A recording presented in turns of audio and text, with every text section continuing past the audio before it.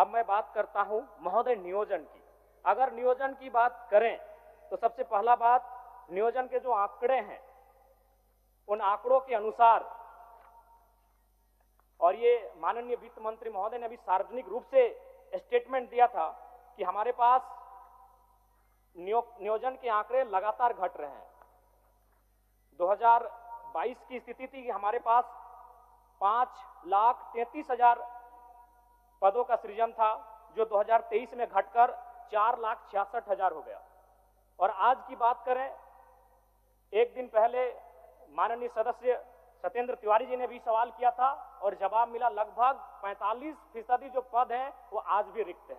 आज तो ये कहीं ना कहीं चिंता का विषय है। दूसरी बात, पहला तो नियोजन के मामले में सरकार काफी पीछे है, और जो अगर हम नियोजन कर भी रहे हैं तो उसमें क्या हो रहा है अध्यक्ष महोदय, नियोजन नीति नहीं रहने के कारण हमारे राज्य के युवाओं के साथ बहुत बड़ा धोखा हो रहा है।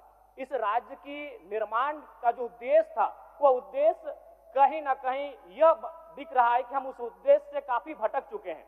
इस राज्य का निर्माण इसलिए नहीं हुआ था कि हमारे राज्य के युवा बेरोजगारी का सामना करेंगे, हमारे राज्य के युवा अन्य प्रदेशों में जाकर मजदूरी, दिहाड़ी मजदूरी करने का काम करेंगे। यहां तक युवाओं, नौजवानों, भाइयों की बात तो छोड़िए, आंकड़े यह बताते हैं कि हमारे राज्य में लगभग 75,000, जिनमें अधिकांश आदिवासी बहनें मुंबई में, गुजरात में, दिल्ली में, चंडीगढ़ में, उन बड़े शहरों में दाई घर में झाड़ू पोछा लगाने का काम करती है। एक केरल राज्य है जहां की बहनें अगर अपने घर की चौखट को लांघती हैं तो वो डॉक्टर बनकर किसी राज्य में जाती हैं। दूसरे राज्य की बहन बेटियां अगर अपने घर की चौखट को लांघती हैं तो वो किसी सरकारी पदों को धारण करके दूसरे राज्य में जाती हैं। लेकिन झारखंड के लिए चिंता का विषय है कि हमारे घर की बहु बेटियां अगर चौखट को लांघती हैं तो नौकरानी बनकर दूसरे राज्यों में जाती है। अध्यक्ष महोदय, ये आंकड़े बताते हैं। इसलिए मैं कुछ आंकड़ों के माध्यम से बताना चाहूंगा। सीएचओ की नियुक्ति जिसमें 550 सीट था, 220 सीटें अनरिजर्व थी, जिनमें 150 तो राजस्थान से हुए। ये शहादत, ये संघर्ष, ये झारखंड आंदोलन किस लिए, किस दिन के लिए कि 220 सीटों में 150 सीटें राजस्थान के लोगों का हुआ, तो फिर कोई औचित्य नहीं इस राज्य के निर्माण का, कोई औचित्य नहीं विनोद बिहारी महतो, जयपाल सिंह मुंडा और दिसम गुरु शिबू सोरेन के आंदोलन का। आज इस राज्य के युवाओं के सपनों के साथ धोखा हो रहा है। अध्यक्ष महोदय, बातें यहीं नहीं रुक रही हैं। 2023 में पब्लिक प्रोसिक्यूटर में 113 पोस्ट हैं, जिनमें 72 सीटों में गैर झारखंडियों की नियुक्ति ली गई। गिरिडीह जिला में 2023 में 12 हाई स्कूल टीचर की बहाली ली गई, जिसमें 8 टीचर गैर झारखंड के थे। बोकारो जिला में उसी साल 13 हाई स्कूल टीचर की बहाली ली गई, जिसमें 9 बाहर के थे। 2022 में जेपीएससी के द्वारा 232 सीटों में 125 अनरिजर्व थे, जिसमें 82 गैर झारखंड के थे। अध्यक्ष महोदय, ये महज आंकड़े नहीं, इस राज्य की एक शर्मनाक स्थिति को बता रहा है कि हमारे पास क्या प्लानिंग है, हमारे पास क्या तरीके हैं कि हम इन चीजों को रोक सकें। 2024 में जेपीएससी के द्वारा 28 टाउन प्लानर की नियुक्ति हुई, जिसमें 17 गैर झारखंड के हैं। अध्यक्ष महोदय, ये बहुत ही चिंता का विषय है। यही नहीं, जेएसएससी के द्वारा 2023 में इलेक्ट्रॉनिक मैकेनिक्स के पद पर बहाली लिया गया, जिसमें 22 अनरिजर्व सीटों में 11 झारखंड से बाहर के थे। जेएसएससी के द्वारा 2023 में ड्राइंग प्रशिक्षण पदाधिकारी के पोस्ट पर नियुक्ति ली गई, जिसमें 43 अनरिजर्व सीटों में 22 गैर झारखंड के थे। 2023 में पुनः जेएसएससी के द्वारा फीटर की बहाली ली गई, जिसमें 91 अनरिजर्व सीटों में 24 गैर झारखंड के थे। 2023 में पुनः जेएसएससी के द्वारा वायरमैन की बहाली ली गई, जिसमें 5 अनरिजर्व सीटों में 4 गैर झारखंड के हुए। 2023 में जेएसएससी के द्वारा पुनः वेल्डर पोस्ट की बहाली ली गई और इस बार 46 अनरिजर्व सीटों में 16 गैर झारखंडों की नियुक्ति ली गई। 2023 में पुनः इलेक्ट्रीशियन के पद पर जेएसएससी के द्वारा बहाली लिया गया और इस बार 93 अनरिजर्व सीटों में 29 सीटें गैर झारखंडियों को गई। अध्यक्ष महोदय, जो कि चिंता का विषय है। अध्यक्ष महोदय, अब इसमें बात आता है भारत के संविधान का, भारत के कानूनों का। चूंकि भारत का संविधान जो कि कहता है 16(2) हम धर्म, जाति, नस्ल, लिंग, वंश, जन्म स्थान या निवास स्थान के आधार पर सरकारी नौकरियों में भेदभाव नहीं कर सकते हैं। मैं भारत के संविधान का सम्मान करता हूं, लेकिन इसमें कहीं नहीं लिखा है कि हम भाषा के आधार पर भेदभाव नहीं कर सकते हैं। अध्यक्ष महोदय, राज्य सरकार को चाहिए कि जिला नहीं, अगर संभव हो तो प्रखंड में जाकर भाषा का चयन किया जाए और भाषा के आधार पर परीक्षा लिया जाए। भारत का संविधान कहीं आड़े नहीं आएगा, क्योंकि भारत का संविधान भाषा की बात नहीं करता है। भारत का संविधान धर्म, जाति, लिंग, नस्ल, जन्म स्थान और निवास स्थान की बात करता है। इसलिए अध्यक्ष महोदय, मैं सरकार को यह सुझाव देना चाहूंगा, अगर आपसे जिला स्तरीय नहीं हो पाता है तो आप प्रखंड में जाइए और वहां कौन सी भाषा बोली जाती है उस भाषा के आधार पर परीक्षा लीजिए। अध्यक्ष महोदय, मैं एक छोटा सा उदाहरण देता हूं। अगर परीक्षा में यह पूछा जाएगा कि आंख का तारा का मतलब क्या होता है, तो इस सवाल को उत्तर बंगाल के स्टूडेंट भी देंगे, बिहार के स्टूडेंट भी देंगे, गुजरात और राजस्थान के भी स्टूडेंट देंगे। लेकिन अगर सवाल पूछा जाएगा पकड़ तरे हाथ करे करे झांक, हाथ से छूटल माछ और बांधे गड़ल कांच, एकर माने की लागे, दूसरे राज्यों के स्टूडेंट नहीं कर पाएंगे। और दूसरी बात, सिलेबस सेट करना जेपीएससी जेएसएससी का अधिकार क्षेत्र में आता है और जेपीएससी जेएसएससी को मंतव्य देना सरकार के अधिकार के क्षेत्र में आता है। तो आप उनको ये मंतव्य दीजिए कि ज्यादा से ज्यादा जो परीक्षा ली जाए वो हमारी भाषाओं में ली जाए। उदाहरण के लिए, मंगरी यार बुधनी ढेकिया कुटेले गेल हले, ढेकिया कुटते कुटते कानी मोनी उंगरिया कुटाए ले, ये दूसरे राज्यों के अभ्यर्थियों को समझ में नहीं आएगा।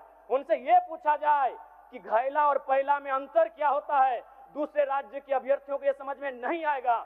आप अगर उनको सिलेबस देंगे तो सिलेबस को कोई भी याद कर सकता है, उन्हें सिलेबस नहीं, जो हम लोग गांव में होता है, जो हमारी संस्कृति में होता है, जो हमारी परंपराओं में होता है, उनके आधार पर परीक्षाएं ली जाएं। और नहीं तो ये मैया सम्मान योजना की राशि मैं सराहना करता हूं सरकार की, लेकिन कब तक बांध के रखेगी हमारे नौजवानों को और हमारी उन माओं को जिनको आप 2,500 रुपए दे रहे हैं, लेकिन उन्हीं की बेटों और बेटी की नौकरियां जो 50,000, 70,000, 90,000 आप दूसरे राज्यों को बेचने का काम कर रहे हैं, ये कब तक बांध के रख पाएगी अध्यक्ष महोदय। इसलिए मैं सरकार को सीधा सुझाव देना चाहूंगा और विशेषकर चूंकि मेरी आयु कम है, मैं पहली बार सदन में आया हूं और मैं चाहूंगा कि विभागीय मंत्री के साथ साथ मैं संसदीय कार्य मंत्री का बहुत आदर करता हूं, मेरे इस बात को थोड़ा ध्यान से सुने मंत्री महोदय। क्या यह संभव है 60-40, आप उसे 60-40 के स्थान पर 60-20-20 कर दें। 60 यानी जो हमारा ओबीसी, एसटी, एससी और ईडब्ल्यूएस का रिजर्व कोटा है और 20 जनरल 1, जनरल 2। क्या ये, अभी मत कुछ कहिएगा क्योंकि मेरा लय मत खराब कीजिएगा, बीच में मैं आपसे जानना चाहूंगा क्या यह संभव है जनरल 1, जनरल 2। जनरल 1 में केवल झारखंड के जनरल होंगे और जनरल 2 में झारखंड के अलावा पूरे भारत वर्ष के जनरल सामान्य अभ्यर्थियों को मौका क्या दिया जा सकता है, क्या ये संभावनाएं हो सकती हैं? मैं माननीय संसदीय कार्य मंत्री के संज्ञान में ये देना चाहूंगा अध्यक्ष महोदय। इसलिए आज इस राज्य को अगर आवश्यकता है तो नियोजन नीति की आवश्यकता है। आज नियोजन नीति नहीं रहने के कारण हमारे राज्य के युवा पलायन कर रहे हैं, हमारे राज्य के युवा बेरोजगारी का सामना कर रहे हैं और कई अवसरों पर तो आत्महत्या तक का प्रयास कर रहे हैं। इसलिए अध्यक्ष महोदय, आज इस राज्य को आवश्यकता है, नियोजन विभाग के बजट पर बहस हो रही है, इस राज्य को नियोजन नीति की आवश्यकता है। मैं आपसे ये आग्रह करना चाहता हूं अध्यक्ष महोदय। अब मैं थोड़ा सा बात करना चाहता हूं निजी कंपनियों पर। माननीय मुख्यमंत्री धनबाद गए हुए थे झारखंड मुक्ति मोर्चा के स्थापना दिवस के कार्यक्रम में गोल्फ ग्राउंड, और शायद धनबाद जाने के बाद उनके अंदर विनोद बिहारी महतो, कॉमरेड एकेरा और शिबू सोरेन की आत्मा शायद समा गई थी। लेकिन मेरा मानना है उन्होंने जो वक्तव्य वहां रखा था वो एक विधायक के रूप में रखते तो हम लोग स्वीकार करते, लेकिन एक मुख्यमंत्री के रूप में उन्होंने जो वक्तव्य रखा हम लोग कतई स्वीकार नहीं करेंगे। उनका वक्तव्य था कि जो निजी कंपनियां स्थानीय लोगों को 75% रोजगार नहीं दे रही हैं, आप उनमें कब्जा कर लें। ये क्या बात हुई? हम विधायक अगर इस बात को रखते हैं तो समझ में आता कि भाई एक विधायक ऐसा बोल रहा है, मुख्यमंत्री राज्य के मुखिया, राज्य की अगुवा कह रहे हैं कि आप कब्जा कर ले। क्यों कब्जा करेंगे? आप इस राज्य के अगुवा हैं। मैं एक उदाहरण आपको दूंगा, सदन में चंपई सोरेन जी नहीं है, शायद उनके नाती का निधन हुआ है, मुझे भी सूचना मिली है। मैं पहले उनके नाती को श्रद्धांजलि देता हूं, उनको ढांढस मिले। एक घटना याद कराता हूं, माइथेन की, एमपीएल की बहुत ही शक्तिशाली प्रोजेक्ट है जो महाराष्ट्र से संचालित होती है। एक आदिवासी नौजवान का मृत्यु हुआ था दुर्घटना के कारण। हम लोग 6 दिनों से धरना पर बैठे थे और नियोजन की मांग कर रहे थे, मुआवजा की मांग कर रहे थे। कंपनी ने स्पष्ट कह दिया कि ना नियोजन मिलेगा ना मुआवजा मिलेगा। चंपई सोरेन जी गए, उन्होंने महाराष्ट्र में बैठे अधिकारी को फोन लगाया, जब बात नहीं मानी डीसी से कहा झारखंड की पुलिस को यहां से बाहर करिए, यहां के झारखंड के लोग इस कंपनी को सबक सिखा लेंगे। यह बोली होनी चाहिए कि मुख्यमंत्री की। चंपई सोरेन जी ने स्पष्ट कहा कि अगर ये कंपनी हमारी बात नहीं सुन रही है तो इसे यहां डीसी को उन्होंने सीधे निर्देश दिया हमारे सामने धनबाद डीसी को कि आप जितना भी झारखंड पुलिस यहां तैनात है सबको बाहर करिए। अगर ये हमारी जमीनों पर खड़ा होकर हमारी बात नहीं सुनता है तो यहाँ के लोग इसे देख लेंगे। इसलिए ये मुख्यमंत्री का बयान नहीं होना चाहिए कि आप कब्जा कर लें। मुख्यमंत्री का बयान ये होना चाहिए, अध्यक्ष महोदय, उनका नीति नियम बनाने का बयान होना चाहिए।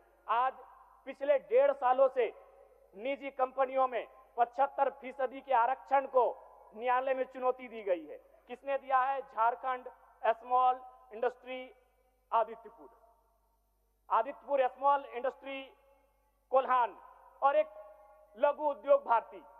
कहां के हैं पता करिए, सारे के सारे गैर झारखंडी हैं। तो क्या इनका मनोबल इतना बढ़ा देना चाहिए कि ये हमारे जो राज्य सरकार का निर्णय था कि स्थानीय युवाओं को 75% आरक्षण दिया जाएगा निजी कंपनियों में, उसके खिलाफ ये कोर्ट चले गए। और हमारी राज्य की सरकार आज क्या हो रहा है, अगर हम लोग कितने गंभीर हैं, 1 साल से ज्यादा हो चुका है इसको कोर्ट में चुनौती दिया हुआ। क्या राज्य सरकार का भी वर्तमान में उनके जो महाअधिवक्ता